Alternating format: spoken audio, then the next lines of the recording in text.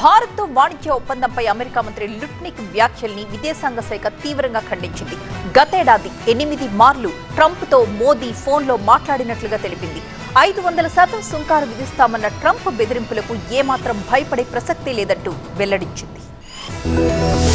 ట్రంప్కు ప్రధాని మోదీ ఫోన్ చేయకపోవడంతోనే భారత్తో వాణిజ్య ఒప్పందం సాధ్యం కావడం లేదన్న అమెరికా విదేశాంగ శాఖ మంత్రి హూవార్ట్ లుట్నిక్ వ్యాఖ్యలను విదేశాంగ శాఖ ఖండించింది. గతేడాది 8 సార్లు ట్రంప్తో మోదీ ఫోన్లో మాట్లాడారని వెల్లడించింది. అమెరికాతో వాణిజ్య ఒప్పందం చాలా దగ్గరకొచ్చి ఆగిపోయినట్లు వ్యాఖ్యానించింది. భారత్ అమెరికా వాణిజ్య ఒప్పందానికి దాదాపుగా బ్రేక్ పడింది. వాణిజ్య ఒప్పందం ఖరారు కాలేదని తేల్చేసింది అమెరికా. ఇందుకు మోదీనే కారణమని అమెరికా వాణిజ్య మంత్రి హూవార్ట్ లుట్నిక్ అన్నారు. ట్రంప్కు మోదీ ఫోన్ కాల్ చేయాల్సింది, కానీ చేయలేదన్నారు. ట్రంప్ విషయంలో మోదీ అసౌకర్యంగా ఉన్నారని లుట్నిక్ చెప్పారు. అందుకే మోదీ ట్రంప్కు ఫోన్ చేయలేదని వివరించారు. ఇండోనేషియా, ఫిలిప్పీన్స్, వియత్నాం కన్నా ముందే భారత్తో వాణిజ్య ఒప్పందం కుదురుతుందని అనుకున్నామని లుట్నిక్ చెప్పారు. కానీ మోదీ నుంచి ఫోన్ రాలేదు అన్నారు. అయితే భారత్కు స్వతంత్ర ఇంధన విధానం ఉందని, 140 కోట్ల భారతీయుల ప్రయోజనాలే ముఖ్యమని విదేశాంగ శాఖ స్పష్టం చేసింది. 500% సుంకాల బెదిరింపులకు భయపడే ప్రసక్తే లేదని తేల్చి చెప్పింది. हमने इन टिप्पणियों को देखा है।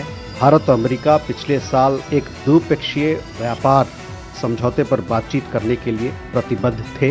तब से दोनों पक्षों ने एक संतुलित और पारस्परिक रूप से लाभकारी व्यापारिक समझौते पर पहुंचने के लिए की बातचीत की है। रिपोर्ट की गई टिप्पणियों में इन चर्चाओं का जो विवरण दिया गया है वह ठीक नहीं है। हम दो पूरक अर्थव्यवस्थाओं के बीच पारस्परिक रूप से लाभकारी व्यापार समझौता और इसे संपन्न करने की आशा करते हैं। हमारे प्रधानमंत्री और राष्ट्रपति ट्रंप के बीच 2025 में 8 बार फोन पर बातचीत हुई है। ట్రంప్ ఎడాపెడా ట్యాక్సులు బాధేస్తున్నారు.